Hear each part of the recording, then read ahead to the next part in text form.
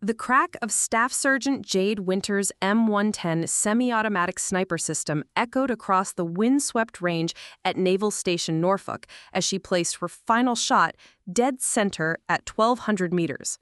The October morning was brutal. Gusting winds at 35 knots, rain driving sideways like liquid bullets, invisibility that would make most marksmen pack up and head for cover. But Jade wasn't most marksmen. She adjusted her position behind the rifle, her ghillie suit already soaked through despite the camouflaged tarp she'd rigged above her shooting position. The scope's lens had fogged twice in the past hour, requiring her to clear it with practiced efficiency while maintaining her sight picture. Through her earpiece, she could hear the range safety officer's voice cutting through the howling wind. "Ceasefire, ceasefire. Weather conditions are approaching unsafe parameters. All shooters clear and safe your weapons." Jade engaged the safety on her M110 and began the methodical process of securing her equipment. As she broke down her rifle, she noticed something that would have escaped most shooters' attention: the subtle shift in her point of impact during the final string of fire. The hurricane that had been tracking up the East Coast was still 200 miles offshore, but its outer bands were already creating atmospheric pressure changes that affected long-range ballistics in ways that textbooks couldn't fully capture. Most snipers would chalk up the impact shift to wind drift or equipment issues. Jade understood it was something far more complex: the interaction between barometric pressure, humidity, and temperature gradients that created microclimates within the bullet's flight path. It was the kind of environmental physics that separated competent marksmen from true precision specialists. Staff Sergeant Jade Winters had been born into a military family that understood the science of long-range shooting better than most people understood their morning coffee routine. Her father, Sergeant Major Robert Winters, had spent 22 years in Special Forces, with the last 8 as a sniper instructor at Fort Bragg. Her mother, Captain Lisa Winters, had been an Army meteorologist who specialized in battlefield weather analysis for special operations. Jade had literally grown up on shooting ranges, learning to read wind patterns before she could drive a car, and understanding ballistic coefficients before most teenagers understood algebra. By the time she enlisted at 18, she could outshoot instructors with twice her experience and diagnose atmospheric conditions that would confound meteorologists. At 28, Jade had already established herself as one of the most accomplished precision marksmen in the U.S. Army. Her service record included 4 combat deployments, expert badges in both rifle and pistol, and specialized training in urban precision engagement, counter-sniper operations, and extreme weather shooting.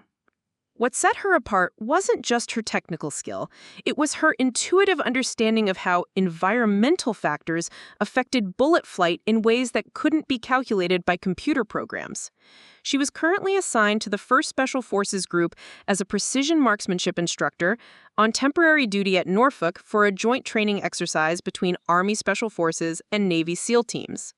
The exercise, designated Operation Stormwall, was designed to test special operations capabilities under extreme weather conditions, specifically the kind of hurricane-force winds and driving rain that characterize military operations in tropical environments.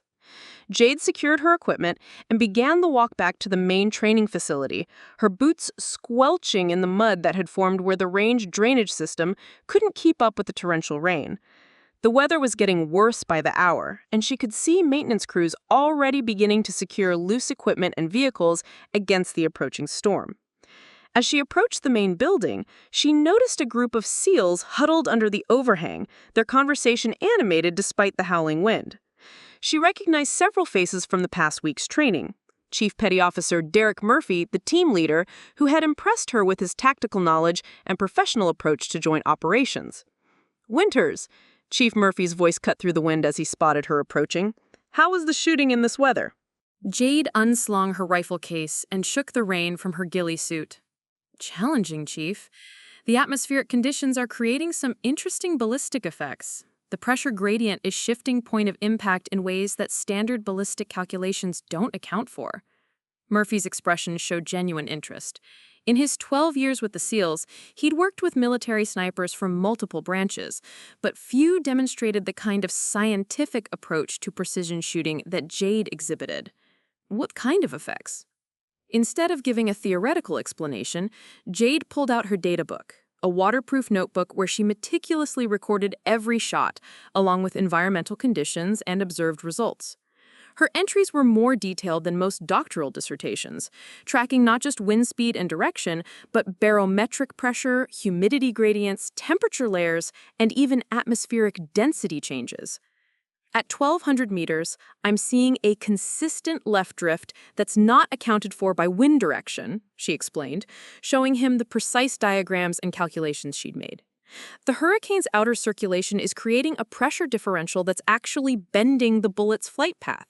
Most ballistic programs assume uniform atmospheric conditions, but in reality, the bullet is flying through multiple microenvironments with different densities. Murphy studied her data with the kind of attention that special operations personnel reserve for life-or-death intelligence. The level of detail and scientific accuracy was extraordinary, but what impressed him more was the practical application. Jade wasn't just recording data, she was developing solutions for shooting effectively under conditions that would make most snipers ineffective. "Have you tested these calculations under combat conditions?" Murphy asked. Jade's expression became more serious. "Afghanistan, 2019. We were conducting overwatch for a village clearing operation when a sandstorm moved in. Visibility dropped to less than 200 meters, but we still had to maintain precision fire support for the ground team. I developed modified ballistic calculations that accounted for particle density in the air, and we maintained effective fire throughout the operation." Murphy nodded slowly. Combat-tested innovations were the gold standard in special operations, and Jade's scientific approach to precision shooting under extreme conditions was exactly the kind of capability that could make the difference between mission success and mission failure. "Sergeant Winters," Murphy said, his tone becoming more formal, "I'd like to discuss something with you. My team has been tasked with a scenario that requires precision engagement under conditions that are, let's say, they're beyond what most marksmen would consider feasible." Jade understood immediately. Special operations missions often required capabilities that existed at the very edge of what was technically possible. If Murphy was approaching her about precision shooting requirements, it meant his team faced a scenario that their own snipers couldn't handle. "What kind of conditions are we talking about, Chief?" Murphy's expression grew more serious. "Hurricane-force winds, limited visibility, extended range, and a target window that allows for only one shot. Our best marksman has assessed the scenario and determined it's not feasible with current weather conditions." Jade felt her pulse quicken. This was the kind of challenge that she'd been training for throughout her entire career, the impossible shot that required not just technical skill, but an understanding of environmental physics that went beyond standard military training. "I'd be very interested in taking a look at the scenario, Chief." But as Jade spoke, she had no idea that her interest in Murphy's challenge would put her at the center of a controversy that would test not just her shooting skills, but her right to be considered for the most demanding precision shooting assignments in the military. What she also didn't know was that there were people watching who believed that certain opportunities should remain exclusively within the SEAL community, regardless of who might be most qualified to succeed. The conversation was interrupted by the approach of a senior SEAL who had been observing their discussion from across the covered area. Master Chief Earl aka Bulldog Garrison was a 26-year veteran of naval special warfare, with the kind of weathered face and intimidating presence that commanded immediate respect and attention. "Murphy." Garrison's voice carried the authority of senior leadership. "What's the discussion about?" Chief Murphy straightened slightly. "Master Chief, I was discussing precision shooting capabilities with Sergeant Winters. Her expertise in extreme weather conditions might be valuable for our upcoming scenario." Garrison's eyes swept over Jade with obvious skepticism.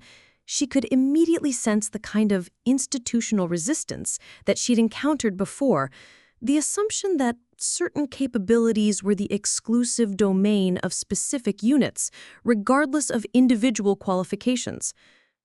"Sergeant Winters." Garrison's tone was professionally neutral, but carried an undercurrent of challenge. "I understand you're here as an instructor for joint training operations. That's correct, Master Chief.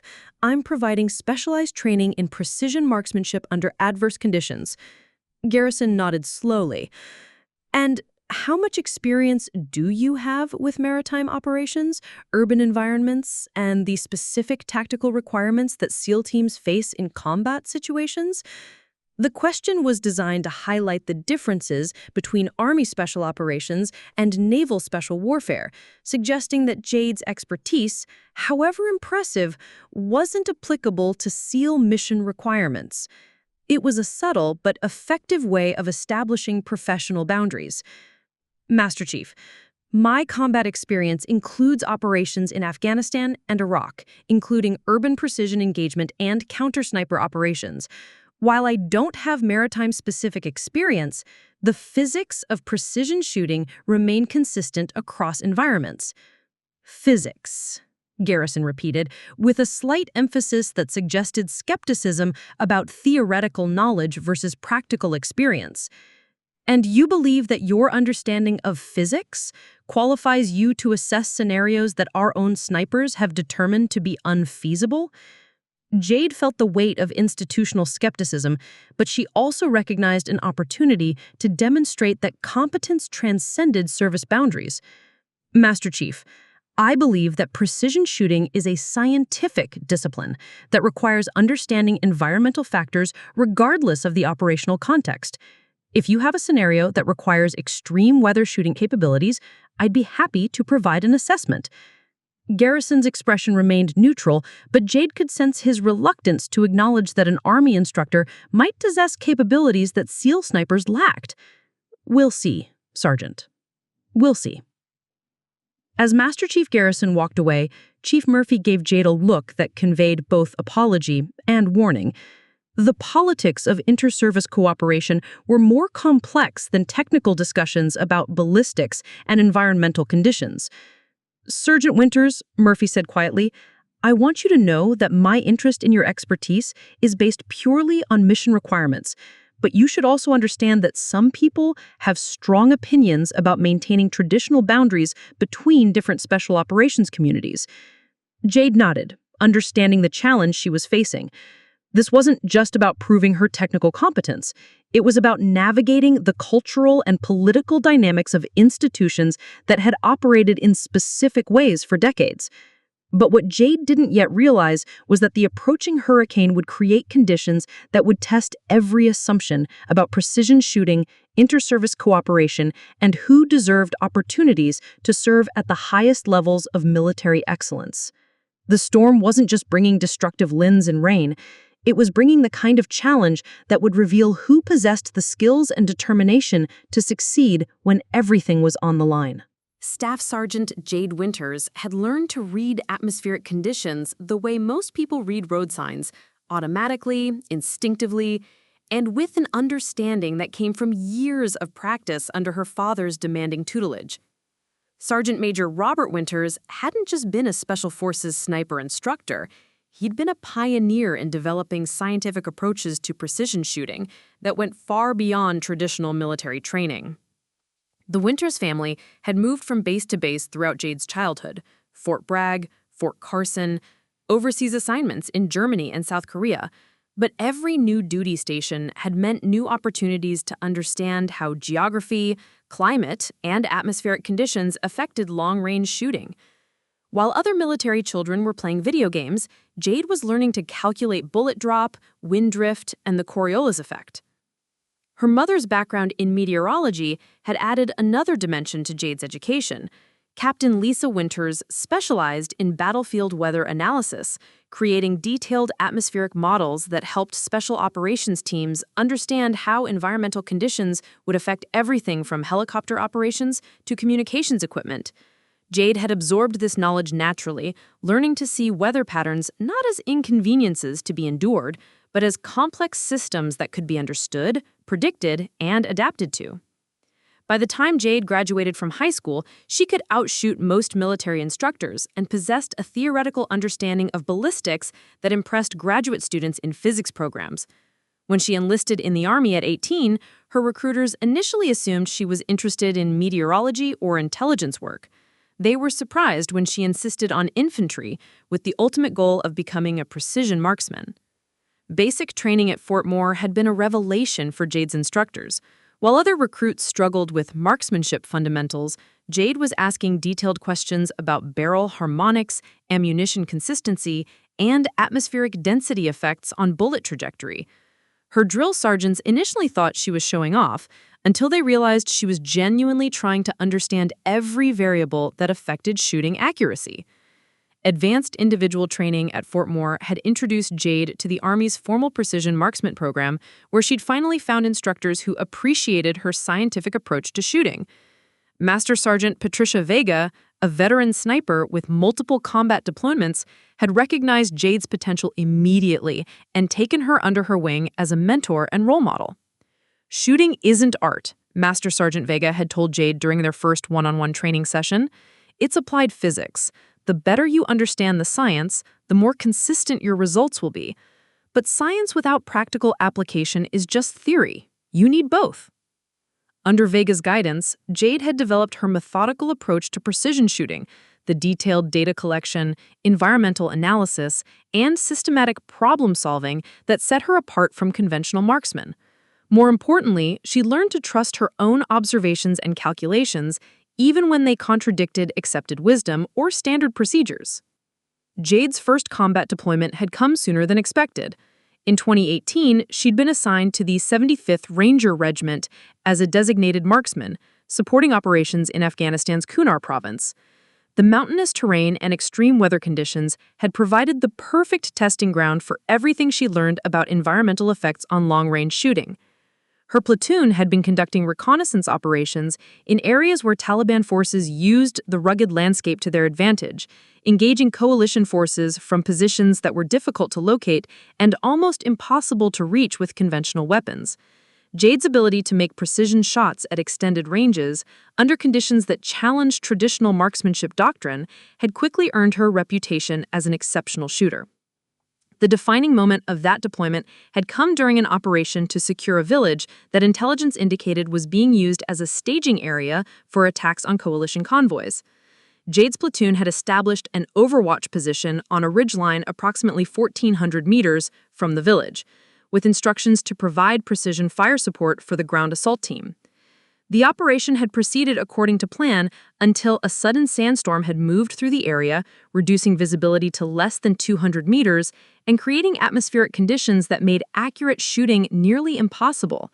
Standard military doctrine called for suspension of precision fire operations under such conditions, but the ground assault team was already committed and needed continued sniper support. While other designated marksmen in the platoon waited for the storm to pass, Jade had begun taking careful measurements of wind speed, direction, and atmospheric density.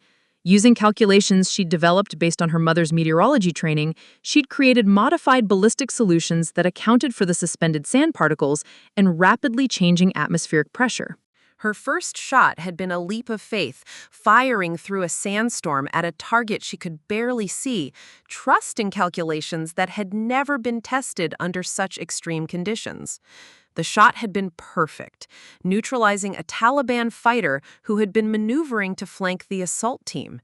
Over the next 2 hours, Jade had made 7 more precision shots through the sandstorm, each one adjusted for the constantly changing atmospheric conditions. That operation had earned Jade her first Bronze Star and established her reputation as someone who could make impossible shots under conditions that would defeat conventional marksmen. More importantly, it had proven that her scientific approach to precision shooting could produce results that went beyond traditional training and doctrine. Subsequent deployments had provided additional opportunities for Jade to refine her techniques and develop new solutions for extreme weather shooting. Operations in Iraq's Anbar province had taught her about heat mirage effects and desert atmospheric conditions. A deployment to Eastern Europe had provided experience with cold weather ballistics and high-altitude atmospheric density changes. Each deployment had added to Jade's understanding of how environmental factors affected precision shooting. But more importantly, each combat experience had reinforced her belief that scientific analysis and practical application were equally important. She'd learned to trust her calculations, but only after testing them under real-world conditions. By the time Jade had been assigned to the 1st Special Forces Group as a precision marksmanship instructor, she'd established herself as one of the Army's foremost experts in extreme weather shooting. Her training courses attracted students from multiple military branches, all eager to learn techniques that could extend their effective range and accuracy under adverse conditions. The assignment to Norfolk for Operation Stormwall represented both an opportunity and a challenge. Working with SEAL teams would expose her to different tactical approaches and operational requirements, but it would also put her in an environment where Army personnel were often viewed as outsiders, regardless of their individual qualifications. Jade had arrived at Naval Station Norfolk 3 weeks earlier, expecting to conduct routine training in advanced marksmanship techniques. The joint exercise was designed to test inter-service cooperation under extreme weather conditions, with Army Special Forces and Navy SEAL teams working together on scenarios that required coordination between different military branches. What she'd found was a professional environment that was both impressive and intimidating. The SEALs she'd worked with were clearly competent and experienced, but they also had a culture and operational approach that was distinctly different from Army Special Operations. The emphasis on maritime operations, amphibious tactics, and small unit independence created challenges for integration that went beyond simple technical differences. Chief Petty Officer Derek Murphy had been the exception. His approach to joint training was genuinely collaborative, focused on learning from different perspectives and incorporating the best techniques regardless of their source. Murphy's team had quickly recognized the value of Jade's scientific approach to precision shooting and had begun incorporating her environmental analysis techniques into their own training.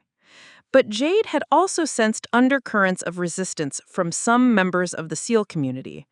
Master Chief Garrison represented the more traditional view that certain capabilities were the exclusive domain of specific units and that outsiders, regardless of their qualifications, shouldn't be given access to the most challenging and prestigious assignments.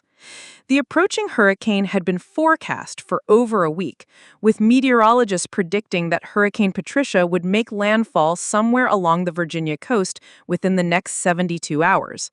The storm was already affecting training operations, with outdoor exercises being modified or canceled as weather conditions deteriorated. For most military personnel, the hurricane represented an inconvenience and a safety hazard. For Jade, it represented the kind of extreme environmental challenge that she'd been preparing for throughout her entire career.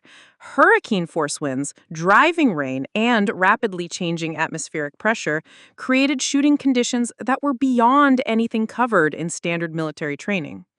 As she secured her equipment after the morning shooting session, Jade couldn't shake the feeling that the approaching hurricane would bring more than just destructive weather.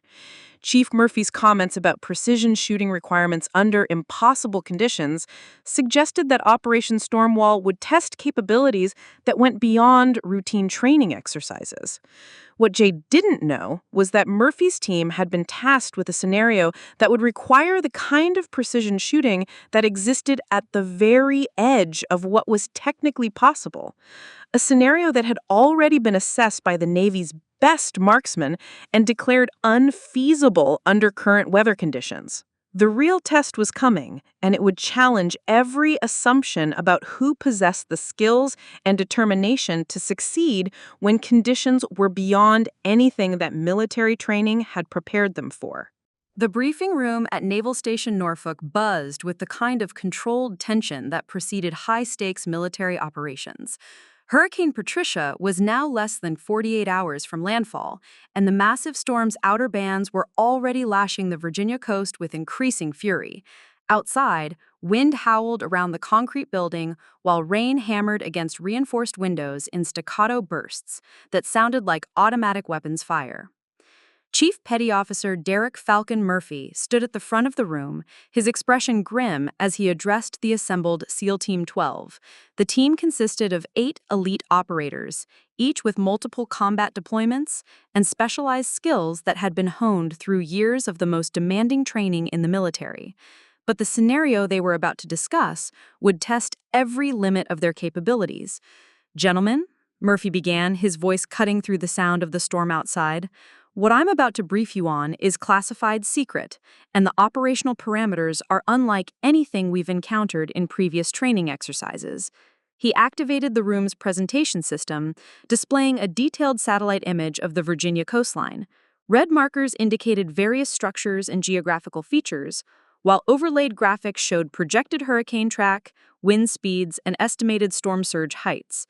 Operation Stormwall has been modified based on emerging intelligence regarding a time-sensitive target opportunity. Instead of the planned training scenarios, we've been tasked with a mission that requires precision engagement under conditions that are— Murphy paused, choosing his words carefully— challenging beyond normal operational parameters. Senior Chief Nathan Cross, Murphy's second-in-command, leaned forward in his seat. At 34, Cross was a veteran of 7 combat deployments and had earned his reputation through consistently successful operations in Iraq, Afghanistan, and other classified locations. His tactical experience was matched only by his ability to assess mission feasibility with brutal honesty. "Chief, what kind of engagement parameters are we talking about?" Cross asked. Murphy clicked to the next slide, showing a detailed diagram of a coastal facility surrounded by water on 3 sides. The structure appeared to be an industrial complex with multiple buildings, storage tanks, and a central tower that rose approximately 40 meters above the surrounding terrain. The target facility is a simulated enemy command center located on a barrier island approximately 8 kilometers offshore. Intelligence indicates that high-value personnel will be present during the storm, believing that weather conditions will prevent any coalition response. Petty Officer Connor Steele, the team's primary sniper, studied the imagery with professional interest. Steele was recognized as one of the Navy's most accomplished marksmen, with confirmed kills at ranges exceeding 1,500 meters. His precision shooting skills had been tested and proven under combat conditions in multiple theaters of operation. "Range to target?" Steele asked, already calculating site pictures and environmental factors. "Primary engagement zone is 1,800 to 2,200 meters from the nearest feasible hide site. The target building has reinforced construction with limited windows and visibility points. Based on intelligence analysis, you'll have approximately a 4-minute window when the high-value target will be visible and vulnerable to precision engagement." Steele nodded slowly, his expression showing the kind of focused concentration that precision shooters developed when analyzing complex shot scenarios. "Weather conditions during the engagement window?" Murphy's expression became more serious. "Hurricane Patricia will be making landfall approximately 6 hours before the scheduled engagement time. Sustained winds of 85 to 100 knots, with gusts exceeding 120 knots. Driving rain reducing visibility to less than 200 meters. Barometric pressure dropping to levels that will significantly affect ballistic calculations." The room fell silent as the team processed the implications of what Murphy was describing. Precision shooting under such extreme conditions wasn't just challenging, it was beyond what most military training even attempted to address. Petty Officer Alex Martinez, the team's communications specialist, raised his hand. "Chief, have similar shots been attempted under comparable weather conditions?" Murphy clicked to a slide showing historical weather data and corresponding military operations. "Negative. Military doctrine generally calls for suspension of precision engagement operations when sustained winds exceed 40 knots. We're looking at conditions that are 2 to 3 times beyond normal operational parameters." Steele's jaw tightened as he continued studying the mission parameters. As the team's primary marksman, the success or failure of the operation would depend largely on his ability to make an impossible shot under conditions that challenged every aspect of precision shooting technique. "Chief, I need to be honest about this," Steele said finally. The ballistic calculations for a shot at that range, under those weather conditions, are beyond what current military doctrine covers. Wind drift alone would push the bullet several meters off target, and that's assuming consistent wind direction, which won't exist in hurricane conditions. Murphy had expected this assessment. Steele's reputation for honesty and professional competence meant that his evaluation of shot feasibility was rarely questioned. If Steele declared a shot impossible, it generally was. "What would you need to make the shot feasible?" Murphy asked. Steele pulled out his own ballistic calculator and began running preliminary calculations. "First, I'd need real-time weather data throughout the bullet's flight path, not just at the shooting position. Second, I'd need ballistic software that can account for constantly changing atmospheric conditions. Third, I'd need ammunition that's specifically selected for extreme weather performance." He paused, his expression showing the kind of frustration that came from encountering problems that couldn't be solved through conventional methods. "Even with all that, Chief, the probability of a successful first-round hit is maybe 20%. In special operations, we don't accept those odds." Murphy understood Steele's position completely. SEAL operations required near certainty of success, because failure often meant mission compromise and potential loss of life. But the mission parameters didn't allow for multiple attempts or alternative approaches. "Connor, what if we had access to someone with specialized expertise in extreme weather shooting? Someone who's developed techniques specifically for these kinds of conditions?" Steele looked puzzled. "Chief, who has that kind of specialized training? This is beyond what any military service teaches." Murphy's expression showed that he'd been building toward this moment throughout the briefing. "There's an Army instructor here at Norfolk who has documented success with precision shooting under extreme weather conditions. Staff Sergeant Jade Winters has combat experience with shots under conditions that other marksmen considered impossible." The reaction in the room was immediate and mixed. Several team members exchanged glances that showed skepticism about bringing in outside expertise for such a critical mission. Others seemed intrigued by the possibility of accessing capabilities that might make the impossible shot feasible. Senior Sea Chief Cross was the first to speak. "Chief, what's her background? What kind of extreme weather shooting are we talking about?" Murphy activated another slide showing Jade's service record and documented achievements. Afghanistan, 2018.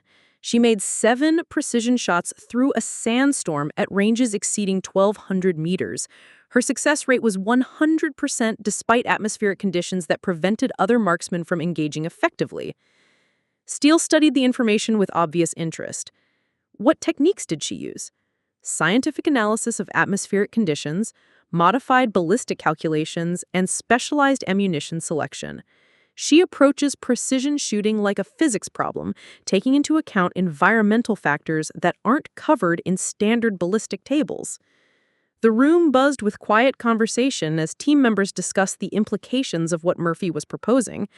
Bringing in outside expertise for a critical mission was unusual, but the alternative was accepting that the mission was impossible. Steele looked up from his calculations. "Chief, I'd like to talk with her. If she has techniques that could make this shot feasible, we need to evaluate them seriously." Murphy nodded. "She's standing by for consultation, but I want everyone to understand that this remains our mission, our responsibility. Sergeant Winters would be providing technical expertise, not replacing any team member." As Murphy prepared to call Jade into the briefing room, none of them knew that Master Chief Garrison had been monitoring their discussion from an adjacent room. Garrison had watched the briefing through internal security cameras, and his expression showed obvious displeasure at Murphy's suggestion to involve an Army instructor in what should remain a Navy operation. Garrison immediately began planning his response to what he saw as an inappropriate breach of SEAL operational security and autonomy. In his view, if SEAL Team 12 couldn't accomplish the mission with their own personnel and expertise, then the mission parameters needed to be modified rather than bringing in outsiders. The stage was set for a conflict that would go far beyond technical discussions about ballistics and weather conditions. It would become a test of institutional boundaries, professional competence, and who deserved opportunities to contribute at the highest levels of special operations. 15 minutes later, Jade entered the briefing room carrying a weatherproof case that contained her specialized ballistic computers, environmental monitoring equipment, and detailed shooting logs from her combat deployments. The 8 SEAL team members studied her with the kind of professional assessment that special operations personnel applied to anyone who might affect their mission success. Chief Murphy made quick introductions around the room. Jade noted that each man's handshake conveyed both respect and evaluation. They were willing to listen, but they would judge her recommendations based on demonstrated competence rather than theoretical knowledge.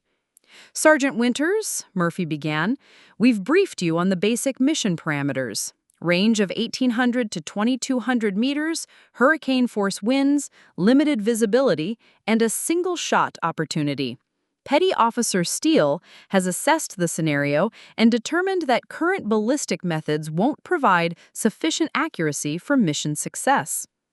Jade opened her equipment case and began setting up her environmental monitoring devices.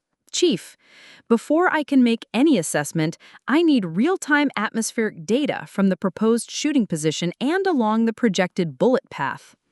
She activated a tablet computer that displayed incredibly detailed weather analysis software, programs that went far beyond anything the SEALs had seen in standard military equipment.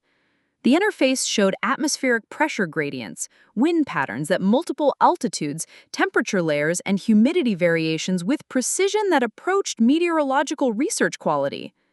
"This is a customized ballistic calculator that my mother and I developed based on her meteorological background and my combat shooting experience," Jade explained.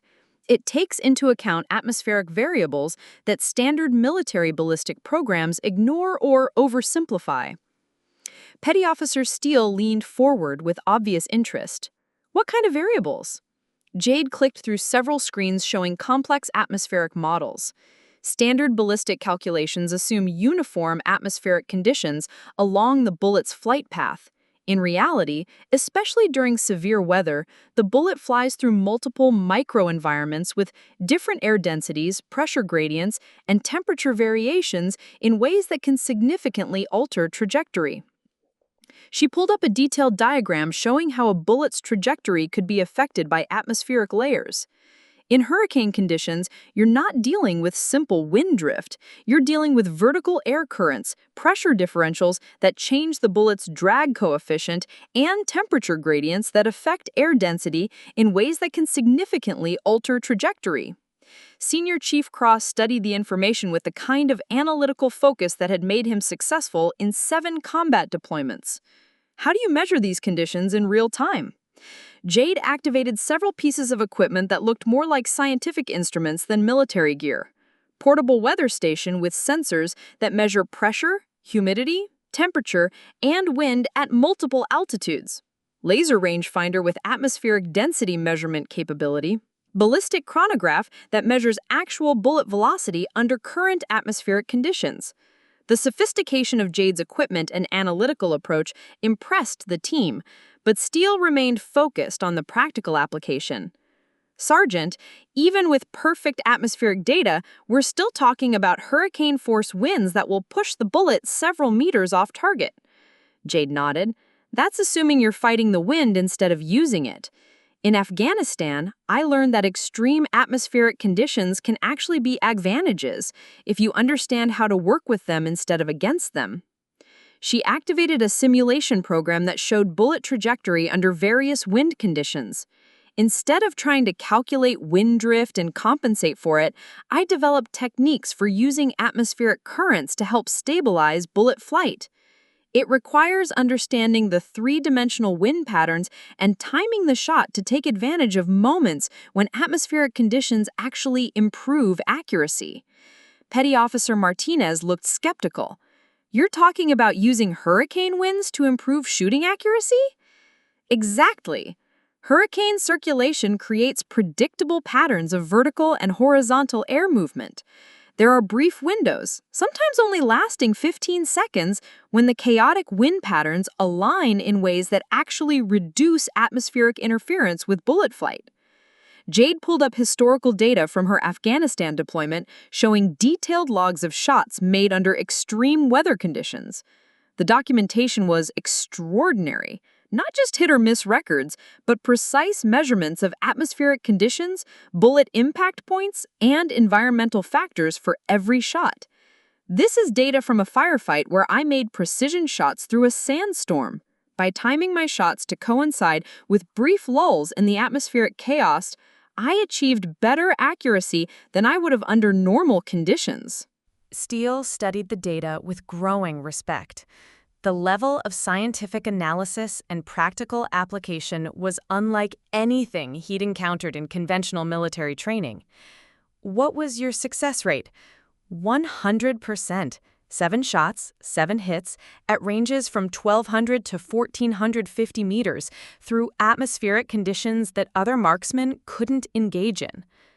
The room fell quiet as the team processed what Jade was describing. She wasn't just claiming to have techniques for extreme weather shooting, she had documented combat success under conditions that paralleled their current mission requirements. Chief Murphy broke the silence. Sergeant, based on the mission parameters we've briefed, what's your assessment of shot feasibility? Jade reviewed the target information on her tablet, running calculations that took into account the projected hurricane conditions and engagement requirements. Her analysis was methodical and thorough, considering factors that weren't covered in standard military doctrine. The shot is feasible, but it requires several critical elements, she said finally. First, precise timing to take advantage of atmospheric windows when wind patterns temporarily stabilize. Second, specialized ammunition selected specifically for hurricane conditions. Third, a shooting position that takes advantage of terrain features to reduce wind interference. Steele leaned back in his chair, his expression showing a mixture of skepticism and hope. What kind of specialized ammunition? Jade opened another section of her equipment case, revealing various types of match-grade ammunition that she'd modified for extreme weather conditions. Heavy bullets with high ballistic coefficients that are less affected by wind drift. Specialized powder charges that provide consistent performance across wide temperature and pressure ranges. Bullets with modified ogive shapes that maintain stability in turbulent air. She held up a cartridge that looked similar to standard sniper ammunition, but with subtle differences in bullet shape and case construction. This is a 300 Winchester Magnum load that I developed specifically for extreme weather shooting. The bullet weight and shape provides superior performance in crosswinds, and the powder charge is optimized for consistency across wide atmospheric variations. Senior Chief Cross examined the ammunition with professional interest. Have you tested these loads under hurricane conditions? Not hurricane conditions specifically, but I've tested them under extreme weather in multiple combat deployments. The performance characteristics are documented and reproducible. Murphy looked around the room, gauging his team's reactions. The skepticism that had initially greeted Jade's presentation was being replaced by professional interest and cautious optimism. Sergeant Winters, said Murphy, if we were to proceed with this mission using your techniques and equipment, what would you need from us? Jade's response was immediate and comprehensive. Access to the proposed shooting position for atmospheric analysis and equipment setup, detailed intelligence on target timing and location, coordination with your tactical plan to ensure the shooting window aligns with mission requirements. She paused, meeting each team member's eyes. And I would need to be the one taking the shot. These techniques require experience and judgment that can't be transferred through briefings. The atmospheric analysis and shot timing have to be integrated in real time. The room fell silent as the implications of Jade's statement sunk in. She wasn't just offering technical consultation, she was proposing to take primary responsibility for the mission's most critical element. Steele's expression showed a mixture of relief and processional respect. As the team's primary marksman, he understood better than anyone how challenging the shot would be. Having access to someone with documented success under similar conditions could mean the difference between mission success and failure. Sergeant, Steele said finally, I've spent 12 years developing my precision shooting skills, and I've never encountered techniques like what you're describing. If you can make this shot under these conditions, I want to learn everything you can teach me. Jade smiled for the first time since entering the briefing room. Petty Officer Steele, I'd be honored to work with you. This isn't about replacing anyone. It's about using every available resource to ensure mission success. But as the team began discussing implementation details, none of them knew that Master Chief Garrison was already making phone calls to senior leadership, arguing that the mission should be canceled rather than entrusted to an Army outsider whose techniques hadn't been validated through Navy training programs. Master Chief Earl Bulldog Garrison's office at Naval Station Norfolk reflected 26 years of unwavering dedication to naval special warfare traditions. The walls displayed photographs from deployments across 3 decades, commendation awards that documented exceptional service, and memorabilia from operations that had helped shape modern SEAL tactics and culture. But this morning, Garrison's attention was focused entirely on a phone conversation that would determine whether those traditions would be compromised by what he saw as dangerous precedent. Admiral Fletcher, Garrison said into his secure phone, his voice carrying the kind of respectful urgency that senior enlisted personnel used when addressing flag officers. I'm calling to express serious concerns about the current direction of Operation Stormwall and its potential impact on naval special warfare operational security. Rear Admiral James Fletcher, commander of Naval Special Warfare Group 2, had known Garrison for over 15 years. Their relationship had been built through multiple deployments and shared commitment to maintaining the highest standards of SEAL performance. When Garrison called with concerns, Fletcher listened. What's the nature of your concerns, Master Chief? Garrison chose his words carefully, framing his objections in terms of operational security and unit integrity rather than personal opinions about inter-service cooperation. Sir, SEAL Team 12 is currently planning to integrate an Army instructor into a classified mission that requires access to sensitive tactical procedures and operational capabilities. Fletcher's tone sharpened immediately. Explain the circumstances, Master Chief. The team has been tasked with a precision shooting scenario that they've assessed as unfeasible under current weather conditions. Instead of modifying mission parameters or seeking alternative approaches, they're proposing to bring in outside personnel who claims to have specialized extreme weather shooting techniques. Garrison paused, allowing the implications to settle. Sir, this sets a precedent that SEAL teams will seek outside expertise rather than developing capabilities within the naval special warfare community. It also provides an Army instructor with detailed knowledge of SEAL tactics, equipment, and operational procedures. Fletcher understood Garrison's concerns immediately. The special operations community operated on principles of compartmentalization and need-to-know access that had been developed through decades of operational experience. Bringing in outside personnel, regardless of their qualifications, created potential security risks and cultural complications. Who is this Army instructor and what are her claimed qualifications?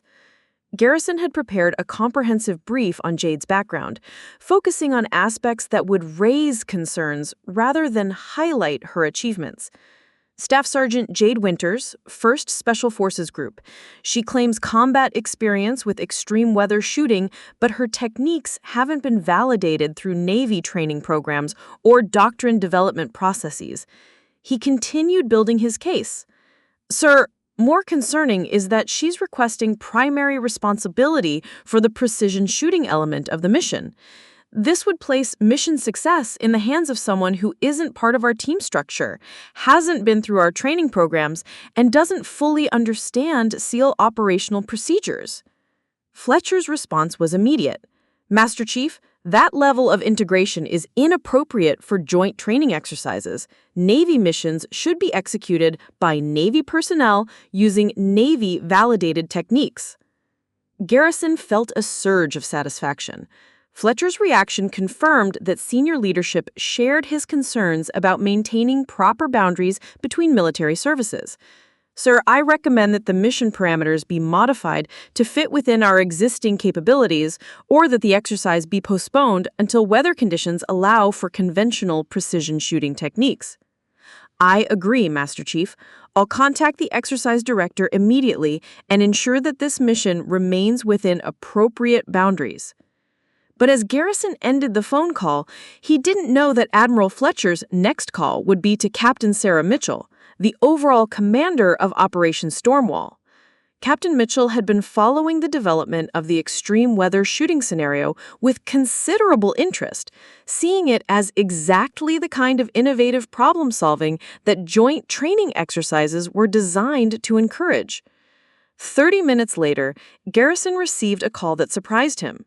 Instead of confirmation that the mission had been modified, he was summoned to Captain Mitchell's office for an immediate conference that would include Admiral Fletcher via video link. Captain Mitchell's office was sparsely decorated, but functioned as a command center for Operation Stormwall. Multiple monitors displayed real-time weather data, exercise status reports, and communication feeds from participating units. When Garrison entered, he found Captain Mitchell studying meteorological data with the kind of focused attention that suggested she understood the technical complexities of the hurricane shooting scenario. Master Chief Garrison, Captain Mitchell said, without preamble, Admiral Fletcher has briefed me on your concerns regarding SEAL Team 12's proposed integration of Army personnel into their mission planning. I want to hear your assessment directly. Garrison straightened to attention, recognizing that this conversation would be more consequential than his phone call with Admiral Fletcher. Ma'am, my concerns center on operational security, mission integrity, and the precedent of relying on unvalidated techniques from outside our service. Captain Mitchell activated the video link, and Admiral Fletcher's image appeared on one of the office monitors. Master Chief, Fletcher said, explain your specific objections to Captain Mitchell. Garrison had rehearsed his arguments, focusing on institutional concerns rather than personal opinions. Sir, ma'am, SEAL Team 12 is proposing to provide classified operational details to an Army instructor who hasn't been through Navy security protocols. Additionally, they want to place primary mission responsibility in the hands of someone who isn't integrated into our command structure. Captain Mitchell pulled up Jade's service record on her computer screen. Master Chief, I've been reviewing Staff Sergeant Winter's qualifications. Her combat record includes documented success with precision shooting under extreme conditions that parallel this mission's requirements. Ma'am, her techniques haven't been validated through Navy training programs. We have no way to verify that her claimed capabilities will translate to our operational environment. Captain Mitchell's expression showed that she was evaluating Garrison's arguments carefully, but her response suggested she wasn't entirely convinced. Master Chief, joint training exercises are specifically designed to test new approaches and cross-service integration. If Staff Sergeant Winters has capabilities that could enhance mission success, shouldn't we evaluate them objectively? Garrison felt the conversation shifting in a direction he hadn't anticipated. Ma'am, with respect, mission success should be based on proven Navy techniques rather than experimental approaches from outside personnel. Admiral Fletcher's voice came through the video link with obvious authority. Master Chief, Captain Mitchell, I want to propose a compromise approach. We'll allow Staff Sergeant Winters to provide technical consultation, but the actual mission execution will remain with Navy personnel using validated Navy techniques. But Captain Mitchell had been studying the meteorological data throughout the conversation, and her expression suggested she understood the technical challenges better than either Garrison or Fletcher realized. Admiral, the weather conditions projected for this mission are beyond what standard Navy techniques can address effectively. If we restrict ourselves to conventional approaches, we're essentially accepting mission failure. Garrison's frustration became apparent in his voice. Ma'am, then perhaps the mission parameters should be modified to fit within our capabilities rather than seeking outside solutions. Captain Mitchell's response was sharp and immediate. Master Chief, special operations exist precisely because conventional approaches aren't sufficient for every challenge. If we modify mission parameters every time we encounter difficult conditions, we're not testing our adaptability and innovation. She turned to address Admiral Fletcher directly. Sir, I recommend that we allow the team to proceed with their planned integration of Staff Sergeant Winter's expertise. This is exactly the kind of inter-service cooperation and innovative problem-solving that Operation Stormwall is designed to evaluate. Fletcher's expression showed internal conflict between institutional caution and operational innovation. Captain Mitchell, I understand your position, but Garrison's concerns about operational security and precedent are valid. Garrison seized the opportunity to reinforce his arguments. Sir, ma'am, if this integration is successful, it creates pressure throughout naval special warfare to seek Army solutions rather than developing Navy capabilities. It also establishes that SEAL missions can be dependent on personnel who aren't part of our training and readiness programs. Captain Mitchell's response revealed that she had been thinking about implications that went beyond the immediate mission. Master Chief, or it demonstrates that naval special warfare is confident enough in its standards to integrate the best capabilities regardless of their source. That shows strength, not weakness. The conversation continued for another 20 minutes, with Garrison arguing for traditional approaches and Captain Mitchell advocating for innovative integration. Admiral Fletcher found himself caught between competing philosophies about how special operations should adapt to new challenges. Finally, Fletcher made his decision. Captain Mitchell, you have operational authority for Exercise Stormwall. I'll support whatever approach you determine is most appropriate for testing joint capabilities. As the video conference ended, Garrison realized that his attempt to prevent Jade's integration had not only failed, but had actually resulted in higher-level attention and support for the experimental approach. Captain Mitchell's backing meant that the mission would proceed as planned, with Jade taking primary responsibility for the precision shooting element. But Garrison wasn't finished with his opposition. If institutional channels wouldn't prevent what he saw as a dangerous precedent, he would find other ways to ensure that the experiment failed and that future similar integrations would be discouraged. The next 24 hours brought a series of challenges that tested both Jade's technical expertise and her ability to navigate the complex politics of inter-service cooperation. Hurricane Patricia had intensified to Category 3 status, with sustained winds now forecast to reach 115 knots at landfall. The storm's projected path had shifted slightly north, which meant Norfolk would experience the full fury of the hurricane's eastern eyewall, the most destructive part of the massive weather system. Jade spent the early morning hours conducting detailed reconnaissance of the proposed shooting position, a reinforced observation tower located on the mainland coast approximately 2,100 meters from the target facility. The tower had been constructed specifically for training exercises requiring long-range observation and precision shooting, but it had never been tested under hurricane conditions. Accompanied by Senior Chief Nathan Cross and Petty Officer Connor Steele, Jade climbed the 40-meter structure while wind speeds were still manageable at 60 knots. Even under these relatively moderate conditions, the tower swayed noticeably in the gusts, creating stability challenges that would be exponentially worse during the actual hurricane. Sergeant Winters, Cross shouted over the wind, how do you compensate for platform movement when you're dealing with precision shots at extended range?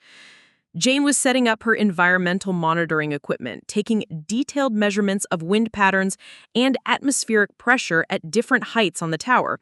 Senior Chief, platform stability is critical, but it's not just about eliminating movement. It's about understanding the movement patterns and timing your shot accordingly.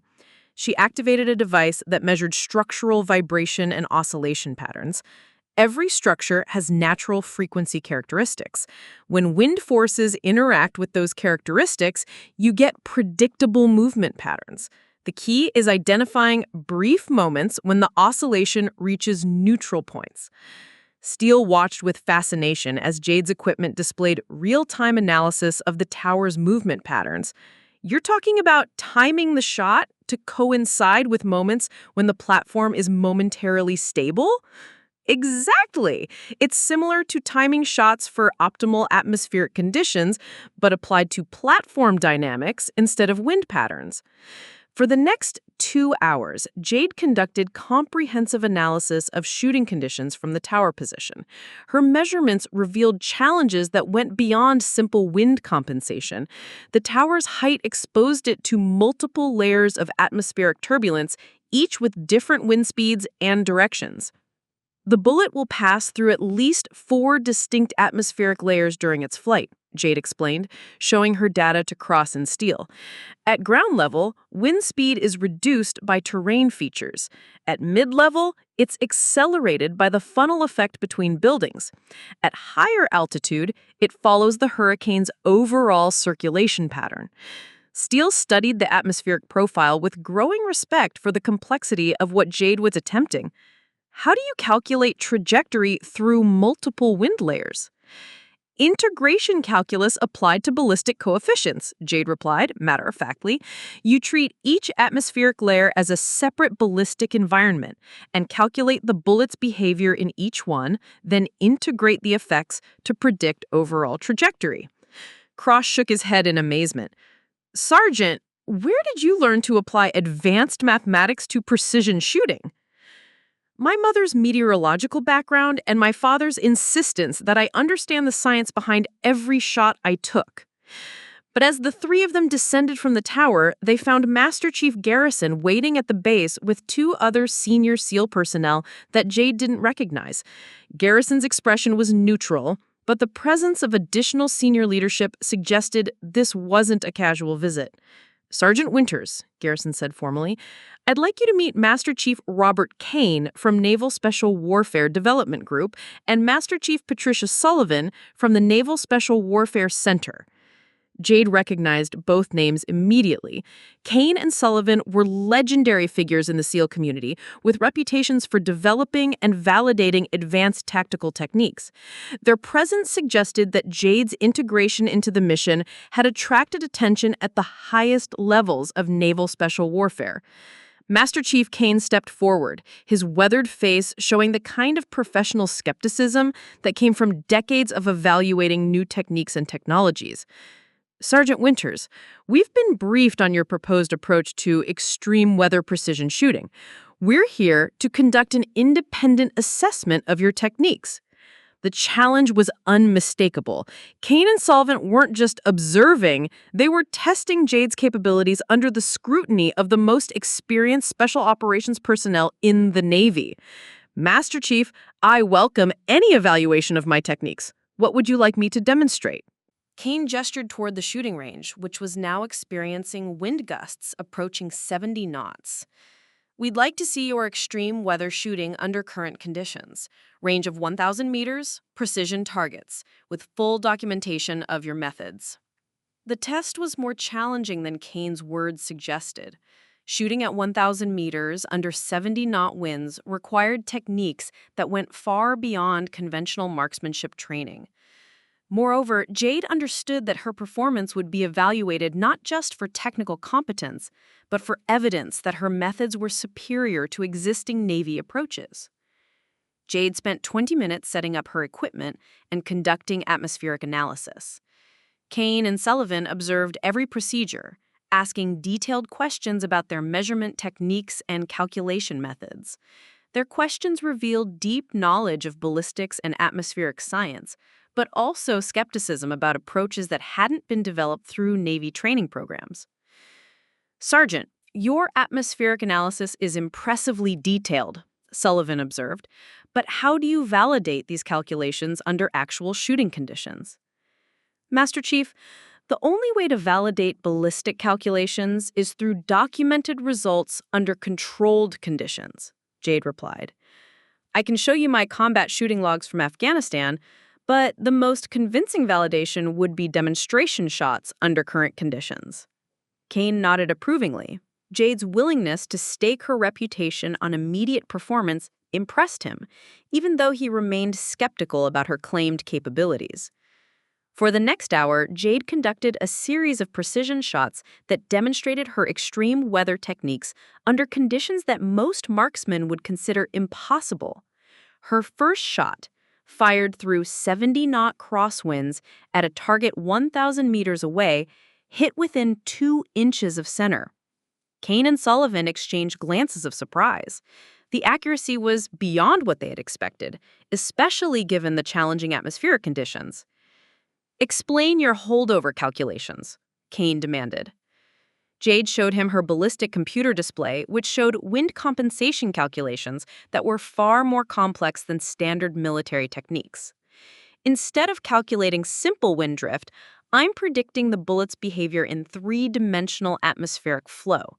The computer models the bullet's interaction with multiple wind layers and pressure gradients." Her second shot was even more impressive, hitting dead center despite a sudden increase in wind speed that occurred during the bullet's flight time. Sullivan studied the target through binoculars, her expression showing grudging admiration for Jade's precision. "How did you adjust for the wind change during bullet flight?" Sullivan asked. "I didn't adjust. I predicted it. The atmospheric monitoring equipment detected the pressure change before the wind shift occurred. By understanding the relationship between pressure gradients and wind patterns, I could anticipate the atmospheric conditions that the bullet would encounter." For the remainder of the evaluation, Jade continued demonstrating techniques that impressed even these veteran special operations personnel. Her shooting was consistently accurate despite worsening weather conditions, and her scientific approach to ballistic calculations was unlike anything they had encountered in conventional military training. But the most significant moment came when Kane asked her to attempt a shot that he believed was impossible under current conditions. A precision shot at 1,200 meters through crosswinds exceeding 80 knots. "Master Chief, I can make that shot," Jade said confidently. "But I want everyone to understand that success depends on timing the shot for optimal atmospheric conditions. It might require waiting several minutes for the right moment." Kane nodded. "Take whatever time you need." Jade monitored her atmospheric sensors for nearly 10 minutes, waiting for a brief window when wind patterns would temporarily align in her favor. When that moment came, she fired without hesitation. The shot was perfect, dead center at 1,200 meters, through conditions that defied conventional understanding of precision shooting limits. Kane and Sullivan stood in stunned silence, processing what they had witnessed. Finally, Kane spoke. "Sergeant Winters, I've been evaluating sniper techniques for 20 years, and I've never seen anything like what you just demonstrated. Your approach to extreme weather shooting is revolutionary." But even as Jade felt the validation of recognition from these legendary figures, she could see Master Chief Garrison's expression darkening. Her success hadn't convinced him. It had only strengthened his determination to prevent her integration into Navy operations. That evening, as Hurricane Patricia's outer bands began battering Naval Station Norfolk with increasing fury, Master Chief Garrison made his final, desperate attempt to prevent what he saw as an unacceptable breach of naval special warfare traditions.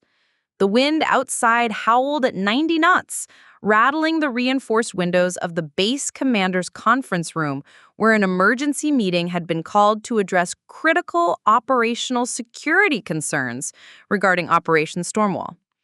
Present in the room were Captain Sarah Mitchell, Admiral James Fletcher via secure video link, Master Chiefs Kane and Sullivan, Chief Murphy, and, to Jade's surprise, herself. She had been summoned without explanation, arriving to find the most senior military leadership she'd ever been in the same room with. "Ladies and gentlemen," Captain Mitchell began, her voice cutting through the sound of the storm outside, "Master Chief Garrison has requested this meeting to address what he describes as fundamental concerns about tomorrow's mission parameters. Garrison stood at attention, his 26 years of service evident in his bearing and the controlled intensity of his voice. "Ma'am, I'm here to formally request that Staff Sergeant Winters be removed from tomorrow's mission and that SEAL Team 12 return to conventional operational procedures." The accusation hung in the air like a physical presence. Jade felt every eye in the room focus on her as Garrison continued building his case. "Ma'am, despite today's impressive demonstration, I have serious concerns about operational security, mission integrity, and the precedent being established by integrating Army personnel into classified Navy operations." Admiral Fletcher's voice came through the video link with obvious authority. "Master Chief, explain your specific objections." Garrison had prepared extensively for this moment. "Sir, first, Staff Sergeant Winters has been given access to detailed information about SEAL tactics, equipment capabilities, and operational procedures that should remain compartmentalized within naval special warfare. This creates potential security risks that extend beyond the single exercise." He paused, allowing the security implications to register with the senior leadership. "Second, placing mission-critical responsibilities in the hands of personnel who aren't integrated into our command structure and accountability systems violates basic special operations principles." Captain Mitchell's expression remained neutral, but her response was immediate. "Master Chief, Staff Sergeant Winters has been cleared for this information through proper channels, and her security clearance has been validated by naval intelligence." Garrison was ready for this response. "Ma'am, clearance validation and operational integration are different issues. Having access to classified information doesn't mean someone should be given primary responsibility for mission-critical tasks." Master Chief Kane, who had observed Jade's demonstration earlier that day, spoke for the first time. "Master Chief Garrison, what's your assessment of Staff Sergeant Winters' technical capabilities based on today's evaluation?" The question forced Garrison into a corner. He couldn't deny Jade's demonstrated competence without contradicting Kane and Sullivan, whose professional judgment carried enormous weight within naval special warfare. "Master Chief Kane, I don't question her individual technical skills.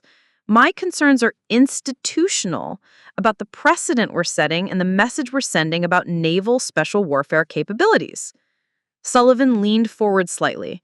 "Explain what you mean by precedent and message." Garrison's response revealed the core of his opposition. "Master Chief, if SEAL Team 12 succeeds using Army techniques and personnel, it suggests that Navy training programs and capabilities are inadequate. It also creates pressure throughout naval special warfare to seek outside solutions rather than developing internal expertise." The room fell silent as Garrison's real concerns became clear. This wasn't about operational security or mission integrity. It was about institutional pride and the fear that success by an outsider would diminish the reputation of Navy special operations. Jade had remained silent throughout the confrontation, but Captain Mitchell's next question was directed at her. "Sergeant Winters, how do you respond to Master Chief Garrison's concerns?" Jade stood at attention, understanding that her response would determine not just her participation in tomorrow's mission, but potentially her entire future in special operations. "Ma'am, I believe that mission success should be the primary consideration in any operational decision. If my techniques and experience can contribute to that success, then service branch affiliations should be secondary. I'm not here to prove that Army methods are superior to Navy methods. I'm here to contribute whatever capabilities I have to ensure that American Special Operations personnel complete their mission successfully." Garrison's frustration became apparent in his voice. "Ma'am, that sounds noble, but the practical effect is that we're abandoning proven Navy techniques in favor of experimental approaches that haven't been validated through our training and doctrine development processes." Admiral Fletcher's voice carried obvious authority as he addressed the room. "I want to hear from Chief Murphy about his assessment of mission requirements and personnel capabilities." Murphy had been dreading this moment, knowing that his response would put him at odds with either senior leadership or his operational requirements. Sir, based on my evaluation of mission parameters and available capabilities, Staff Sergeant Winters offers the best chance of mission success under the projected environmental conditions. He continued despite Garrison's obvious disapproval. Sir, her demonstrated expertise in extreme weather precision shooting is beyond what any Navy personnel currently possess. Restricting ourselves to conventional techniques under these conditions would essentially guarantee mission failure. Garrison's response was immediate and sharp. Chief Murphy, are you suggesting that 12 years of Navy sniper training is inadequate for Navy missions? Murphy's answer was carefully measured. Master Chief, I'm suggesting that specific environmental challenges require specialized expertise, regardless of its source. Petty Officer Steele is an exceptional marksman, but he's the first to acknowledge that tomorrow's conditions are beyond what Navy training has prepared him for. The mention of Steele prompted Captain Mitchell to ask about the team's assessment. Where does the team stand on this integration? Murphy's response was unequivocal. Ma'am, the team unanimously supports Staff Sergeant Winters' participation. Her technical expertise and the equipment she provides are essential for mission success. Garrison played his final card. Ma'am, if the mission parameters are beyond Navy capabilities, then perhaps the mission should be modified rather than relying on outside personnel. Captain Mitchell's response was swift and decisive. Master Chief Garrison, special operations exist precisely because conventional approaches aren't sufficient for every challenge. Modifying mission parameters to fit existing capabilities defeats the purpose of advanced training and innovation. She turned to address Admiral Fletcher directly.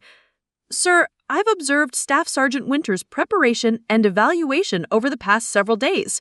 Her technical competence is exceptional. Her integration with the SEAL team has been seamless, and her approach to extreme weather precision shooting represents exactly the kind of innovation that joint training exercises are designed to develop.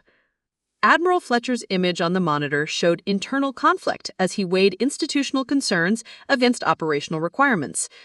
Captain Mitchell, Master Chief Garrison's concerns about precedent and security are valid, but mission success must be the primary consideration. Garrison realized that the decision was moving against him. Sir, ma'am, if this integration is successful, it creates pressure throughout the special operations community to seek external solutions rather than developing internal capabilities. It also suggests that our existing training programs are inadequate. Captain Mitchell's final response ended the debate. Master Chief Garrison, or it demonstrates that naval special warfare is confident enough in its standards to integrate the best available capabilities regardless of their source. That shows institutional strength, not weakness. Admiral Fletcher made the final decision. Captain Mitchell, you have operational authority for this exercise. Staff Sergeant Winters will participate as planned under your direct oversight. As the meeting concluded, Garrison's expression showed that he understood his institutional opposition had failed completely, but his final words to Jade revealed that his resistance wasn't finished. Sergeant Winters, I want you to understand that tomorrow's mission will be evaluated at the highest levels of naval special warfare. Any failure, any problem, any indication that this integration was inappropriate will be documented and used to prevent future similar experiments. Jade met his gaze directly. Master Chief, I understand the pressure, and I accept the responsibility. I won't let you down, and I won't let the team down. Garrison's response was cold but professional. We'll see, Sergeant. We'll see. As Jade left the conference room, she understood that tomorrow's mission had become much more than precision shooting through hurricane conditions. It had become a test of whether exceptional individual capability could overcome institutional resistance and whether competence could triumph over tradition when the stakes were highest. Hurricane Patricia made landfall at 0347 hours with sustained winds of 125 knots and gusts exceeding 150 knots. The massive Category 4 storm brought with it the most extreme weather conditions that Naval Station Norfolk had experienced in over 2 decades. By 000 hours, when SEAL Team 12 was scheduled to begin their mission, the hurricane's eye wall was passing directly over their operational area. Jade had been awake since 000 hours, monitoring atmospheric conditions and making final adjustments to her equipment. The environmental data streaming to her tablet computer painted a picture of meteorological chaos that would have been considered science fiction just days earlier. Wind speeds were varying by 40 knots within minutes, atmospheric pressure was fluctuating wildly, and visibility was essentially zero due to horizontal rain and debris. In the team's staging area, Chief Murphy conducted final equipment checks while his men prepared for what they all understood would be the most challenging operation of their careers. The mission remained unchanged despite the extreme conditions. Infiltrate to within 2,100 meters of the target facility, establish a shooting position, and neutralize the high-value target during a brief window of opportunity. Equipment status, Murphy called over the howling wind. Each team member reported ready, but their voices carried the kind of controlled tension that came from understanding they were attempting something beyond normal operational parameters. Jade secured her specialized rifle case and environmental monitoring equipment. The M110 semi-automatic sniper system she'd selected had been modified with a specialized barrel, custom ammunition, and enhanced optics designed specifically for extreme weather conditions. More importantly, she'd spent the previous evening calculating ballistic solutions for the projected atmospheric conditions during the mission window. Sergeant Winters, Murphy shouted over the storm, final weather assessment. Jade consulted her tablet, which displayed real-time atmospheric data that painted a picture of meteorological violence beyond anything in her previous experience. Chief, sustained winds at the shooting position will be 110 to 125 knots, with gusts up to 160 knots. Visibility will be less than 100 meters due to horizontal rain and debris. She paused, reviewing calculations that had required her to push ballistic science into uncharted territory. The shot is feasible, but it will require precise timing to take advantage of brief atmospheric windows when conditions temporarily improve. Senior Chief Cross checked his tactical radio one final time. What kind of timing window are we talking about? 5 to 10 seconds when the hurricane's circulation creates a temporary reduction in crosswinds and debris density. These windows occur approximately every 3 to 4 minutes, but they're not predictable far in advance. The team loaded into specially modified vehicles designed for hurricane conditions and began the treacherous journey to their objective area. The normally 30-minute drive took over 2 hours as they navigated through flooded roads, downed power lines, and debris fields created by the storm's unprecedented fury. Jade monitored atmospheric conditions throughout the journey, watching for patterns in the chaotic weather that might indicate optimal timing for the precision shot. The data was unlike anything she encountered, even during her Afghanistan sandstorm operations. Hurricane Patricia was creating three-dimensional atmospheric turbulence that challenged every assumption about ballistic calculations. The observation tower that served as their shooting position had survived the hurricane's initial assault, but barely. The reinforced structure swayed visibly in the wind, its movement patterns complicated by the chaotic atmospheric forces acting on it from multiple directions simultaneously. Jesus Christ, Petty Officer Steele muttered. How do you shoot from a platform that's moving like a pendulum? Jade was already calculating platform dynamics, measuring the tower's oscillation patterns with specialized equipment. The movement is chaotic, but it follows the hurricane's circulation patterns. There are brief moments when the oscillation reaches neutral points. Climbing the 40-meter tower in 125-knot winds was the most physically demanding thing any of them had ever attempted. The structure shuddered and swayed with each gust, creating the sensation of being in an earthquake and a tornado simultaneously. Jade's equipment, secured in waterproof cases, felt like it weighed twice its normal amount as she fought against the wind to reach the shooting position. At the top of the tower, the environmental conditions were beyond anything that military training had prepared them for.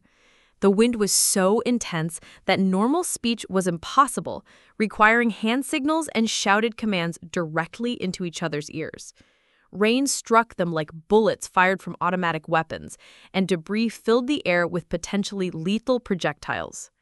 Jade set up her rifle and environmental monitoring equipment with movements that had been practiced thousands of times, but never under conditions like these.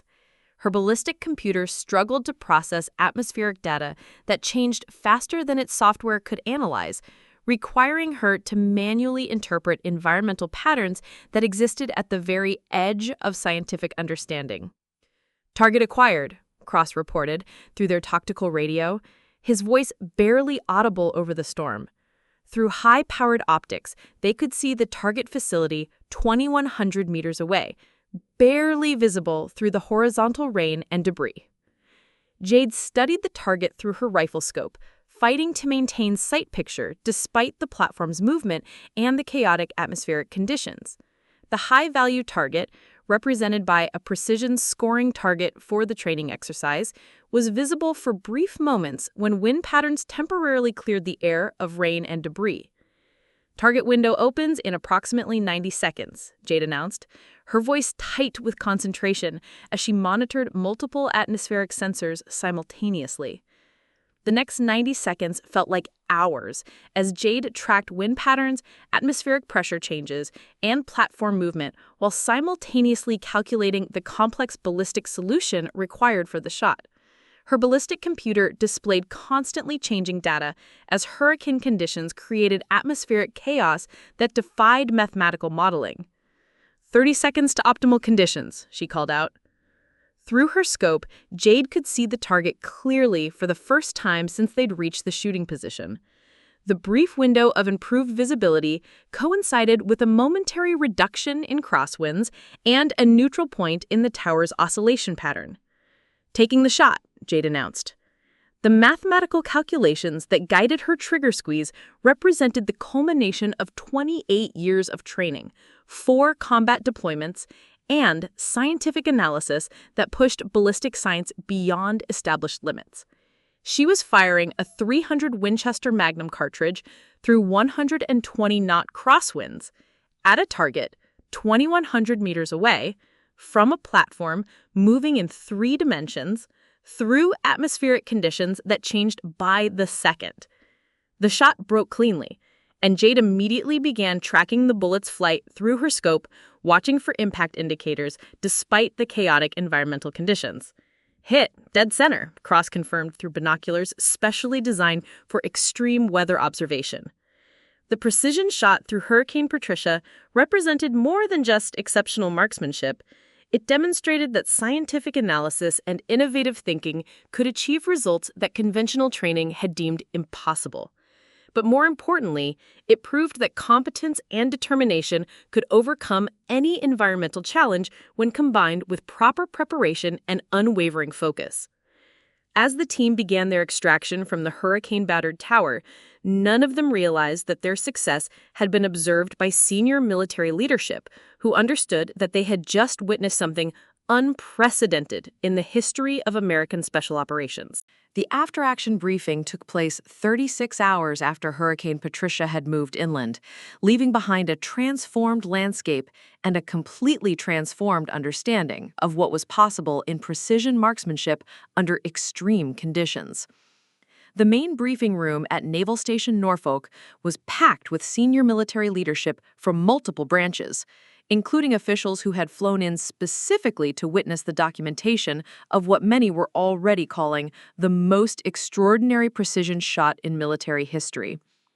Admiral Victoria Shaw, commander of Naval Special Warfare Command, stood at the front of the room with an expression that conveyed both professional satisfaction and genuine amazement. At 52, Admiral Shaw had overseen the development of advanced SEAL capabilities for over a decade, but she had never witnessed anything comparable to what the documentation from Operation Stormwall revealed. "Ladies and gentlemen," Admiral Shaw began, her voice carrying the authority of someone who had spent 30 years in naval special warfare, "the mission we're here to evaluate has produced results that exceed our most optimistic projections for joint service integration and innovative tactical development." She activated the room's presentation system, displaying high-definition video footage that had been recorded from multiple angles during the hurricane mission. The images were dramatic beyond anything that training exercises typically produced, showing SEAL Team 12 operating under conditions that appeared almost apocalyptic in their intensity. Staff Sergeant Jade Winters successfully engaged a precision target at 2,100 meters under environmental conditions that included sustained winds of 120 knots, gusting to 160 knots, with visibility reduced to less than 100 meters due to horizontal precipitation and debris. The room buzzed with quiet conversation as officers processed the implications of what Admiral Shaw was describing. Precision shots under such conditions weren't just exceptional, they were beyond what existing military doctrine considered feasible. Admiral Shaw clicked to display detailed ballistic analysis that had been conducted by the Naval Research Laboratory. The bullet's flight path was affected by multiple wind layers, pressure gradients, and atmospheric density variations that required mathematical modeling beyond standard military ballistic programs. Master Chief Kane, who had been among Jade's most skeptical evaluators just days earlier, stood to address the room.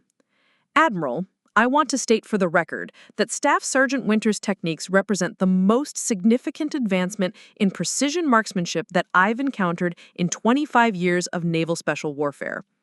He paused, his expression showing the kind of professional respect that was earned rather than assigned. Her scientific approach to extreme weather ballistics has applications throughout the special operations community.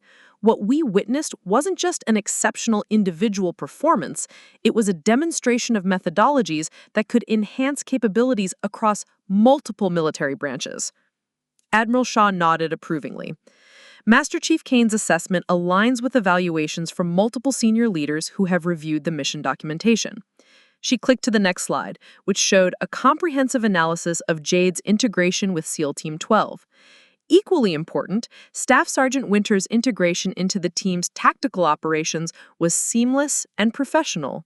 Her collaboration enhanced rather than disrupted established procedures. Chief Murphy, who had requested Jade's involvement weeks earlier, felt vindication for his decision to seek outside expertise. "Admiral, I want to emphasize that Sergeant Winters didn't just provide technical support, she became a fully integrated team member who contributed to overall mission success." Senior Sergeant Cross added his assessment. "Admiral, her preparation was more thorough than anything I've encountered in 12 years of special operations. The level of scientific analysis and contingency planning set new standards for precision shooting preparation." But the most significant moment came when Admiral Shaw addressed the institutional concerns that had dominated much of the discussion around Jade's integration. There were concerns raised about precedent, operational security, and the appropriateness of integrating Army personnel into Navy operations. Admiral Shaw said, her tone becoming more serious. "I want to address those concerns directly." She clicked to display a detailed analysis of security protocols and information sharing that had occurred during the exercise. Staff Sergeant Winters' access to sensitive information was properly managed according to established security procedures. No operational security breaches occurred, and her handling of classified materials was exemplary. Admiral Shaw's next statement directly addressed the heart of institutional resistance that Jade had faced. More importantly, this integration demonstrated that naval special warfare is confident enough in its standards to embrace exceptional capabilities regardless of their source. This shows institutional strength, not weakness. The room fell silent as Admiral Shaw prepared to deliver her final assessment. Based on comprehensive evaluation of mission results, team integration, and technical innovation, I am recommending that Staff Sergeant Winters be offered a permanent assignment to Naval Special Warfare Command as our senior advisor for extreme weather precision marksmanship. The announcement sent a wave of surprise through the room. Permanent cross-service assignments at the special operations level were rare, and they were reserved for individuals whose capabilities were considered essential to military effectiveness. Jade, who had been sitting quietly in the front row, felt overwhelmed by the magnitude of what was being offered. This wasn't just recognition of her individual performance, it was validation that competence could overcome institutional barriers when demonstrated under the most demanding conditions possible. "Admiral," Jade said, standing to address the room, "I'm honored by your confidence and grateful for the opportunity to serve at the highest levels of American Special Operations." She paused, choosing her words carefully. This mission succeeded because exceptional individuals from different military branches were willing to set aside institutional boundaries in pursuit of mission excellence. The real victory belongs to Chief Murphy's team, who trusted an outsider with their most critical requirements. Admiral Shaw's response revealed the broader implications of what had been accomplished. "Staff Sergeant Winters, your success has implications that extend far beyond this single mission. You've demonstrated that innovative approaches to precision marksmanship can achieve results that conventional training deemed impossible." She clicked to a final slide that showed projected applications of Jade's techniques throughout the military. "The scientific methodologies you've developed will be integrated into training programs across multiple special operations units. Your approaches to extreme weather ballistics will become part of advanced marksmanship curricula." But perhaps the most satisfying moment for Jade came when Master Chief Garrison approached her after the formal briefing concluded. His expression showed the kind of professional respect that had replaced institutional resistance. "Sergeant Winters," Garrison said, extending his hand, "I owe you an apology. My concerns about precedent and tradition blinded me to your exceptional capabilities and professional character." He paused, his voice showing genuine contrition. "You've proven that excellence transcends service boundaries and that innovation enhances rather than threatens military effectiveness. I was wrong to oppose your integration, and I'm proud to have witnessed your success." Jade shook his hand firmly. "Master Chief, your skepticism kept everyone focused on maintaining the highest standards. That challenge made the ultimate success more meaningful." As the briefing room emptied, Chief Murphy approached Jade with an expression of obvious satisfaction and professional pride. "Sergeant Winters, or should I say our new senior advisor for extreme weather precision marksmanship, how does it feel to have made history?" Jade smiled for the first time in weeks. "Chief, it feels like the beginning rather than the end. We've proven that impossible conditions just require different approaches. Now we get to discover what other impossible challenges we can overcome." The mission that had begun with skepticism about whether an Army instructor belonged in naval operations had ended with the recognition that exceptional capability deserved opportunities at the highest levels of military service, regardless of institutional boundaries or traditional limitations. 6 months after Hurricane Patricia, Staff Sergeant Jade Winters, now Technical Advisor Jade Winters, stood before a packed auditorium at the Naval Special Warfare Center in Coronado, California. The audience consisted of special operations personnel from all military branches, gathered for the first ever joint conference on extreme weather precision marksmanship. What had begun as an experimental integration during a training exercise had evolved into a comprehensive program that was reshaping how American special operations approached precision shooting under adverse conditions. The transformation had been remarkable in its scope and speed. Jade's techniques, initially viewed with skepticism by institutional traditionalists, were now being taught at advanced marksmanship schools throughout the military. Her scientific approach to ballistic calculations under extreme weather had been incorporated into curricula at the Army Sniper School, the Marine Corps Scout Sniper Basic Course, and the Navy SEAL Advanced Sniper Program. "Ladies and gentlemen," Jade began, addressing the assembled special operations personnel, 6 months ago, many people questioned whether precision shooting through hurricane conditions was possible. Today, we have documented successful engagements under environmental conditions that were previously considered insurmountable. She activated the presentation system, displaying a map that showed locations around the world where her techniques had been successfully employed.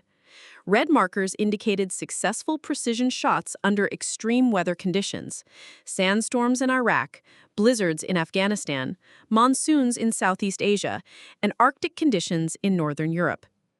These successful engagements represent more than individual achievements. They demonstrate that scientific analysis and innovative thinking can overcome environmental challenges that conventional training deemed impossible. In the audience, Chief Murphy, now Lieutenant Murphy after a well-deserved promotion, watched with obvious pride as Jade presented techniques that his team had helped validate under the most demanding conditions imaginable. SEAL Team 12 had become the most requested unit for precision shooting missions in extreme environments, with their expertise sought by special operations commanders worldwide. Master Chief Kane, who had initially evaluated Jade's techniques with skepticism, now served as the primary instructor for the Navy's Advanced Weather Ballistics course. His conversion from skeptic to advocate had been complete and influential throughout naval special warfare. The key insight, Kane had written in his official report, is that extreme weather creates predictable patterns that can be analyzed and exploited rather than simply endured. Staff Sergeant Winter's scientific approach transforms environmental challenges into tactical advantages. But perhaps the most significant impact had been on military culture and institutional attitudes toward cross-service integration. Jade's success had prompted comprehensive reviews of personnel policies that had traditionally maintained rigid boundaries between different military branches. Admiral Shaw, who had become one of Jade's strongest advocates, addressed the conference via video link from the Pentagon. Technical Advisor Winter's integration with naval special warfare has demonstrated that exceptional capability transcends service boundaries. Her success has influenced policy discussions at the highest levels of military leadership. The policy changes had been substantial. New regulations explicitly encourage cross-service assignments for personnel with specialized skills that could enhance overall military effectiveness. Traditional requirements that certain positions be filled only by personnel from specific services had been modified to allow for merit-based selections. More importantly, Jade's story had inspired a generation of military personnel who had previously believed that certain opportunities were closed to them based on service branch or demographic characteristics. Her success had proven that competence, dedication, and innovative thinking could overcome institutional barriers that had existed for decades. The audience included several women who had been inspired by Jade's example to pursue advanced training in precision marksmanship and special operations support roles. Lieutenant Sarah Chen, a Navy intelligence officer who had requested assignment to SEAL support operations, approached Jade after the presentation. "Ma'am, I wanted to thank you for proving that exceptional performance can open doors that traditional assumptions keep closed. Your success has inspired many of us to pursue opportunities that we might not have considered possible." Jade's response reflected the humility that had characterized her throughout her remarkable journey. "Lieutenant, the real credit belongs to leaders like Chief Murphy and Admiral Shaw, who were willing to judge capabilities based on results rather than preconceptions." But Jade's most meaningful recognition had come from an unexpected source.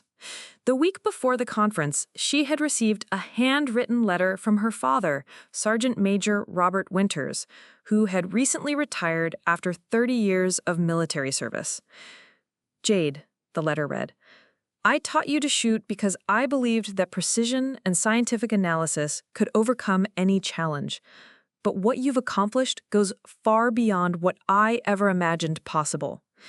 You've proven that excellence has no boundaries and that innovation can transform entire institutions." He continued, "More importantly, you've done this while maintaining the professionalism, humility, and dedication that define the best military personnel. You've made me proud not just as a father, but as a soldier who believes in the power of merit and determination." The letter concluded with words that Jade would treasure for the rest of her career. "You've shown that the phrase, 'impossible shot,' is just a challenge waiting for the right person with the right preparation and the right mindset. Keep pushing boundaries, because that's how we discover what we're truly capable of achieving." As the conference concluded, Jade found herself surrounded by special operations personnel from multiple countries who had traveled to learn her techniques. Representatives from British SAS, Canadian Joint Task Force 2, Australian SASR, and other Allied Special Operations units had all requested training in extreme weather precision marksmanship. The international interest reflected the global implications of what Jade had achieved.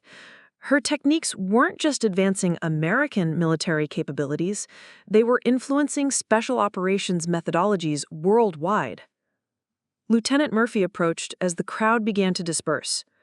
Jade, when you made that shot through Hurricane Patricia, did you have any idea it would lead to all this?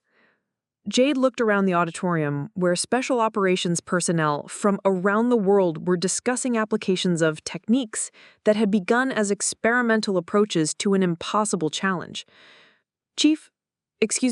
Lieutenant, I thought I was just trying to contribute whatever expertise I could to help your team succeed. I never imagined it would transform how we think about precision shooting and institutional boundaries. She paused, reflecting on the journey that had brought her from a range at Norfolk to international recognition as a pioneer in extreme weather ballistics. But I think that's how real progress happens. You focus on solving the immediate problem in front of you, using every tool and technique available. The broader implications emerge afterward, when people realize that what seemed impossible was just waiting for someone willing to approach it differently. As Jade packed her equipment and prepared to return to her new duties as Senior Technical Advisor for Naval Special Warfare Command, she reflected on a truth that had been proven under the most demanding conditions imaginable: that excellence recognizes no boundaries, that innovation can overcome any tradition, and that the most impossible challenges often yield to scientific analysis combined with unwavering determination. The woman who had been questioned for her right to work with elite military units had become the architect of training programs that would influence special operations for decades to come. And in proving that she belonged, she had helped prove that anyone with the skill and dedication to serve deserved opportunities at the highest levels of military excellence. The Navy SEAL couldn't make the kill, so she did it through a hurricane. And in doing so, she had changed everything. Up next, you've got 2 more standout stories right on your screen. If this one hit the mark, you won't want to pass these up. Just click and check them out. And don't forget to subscribe and turn on the notification bell so you don't miss any upload from us.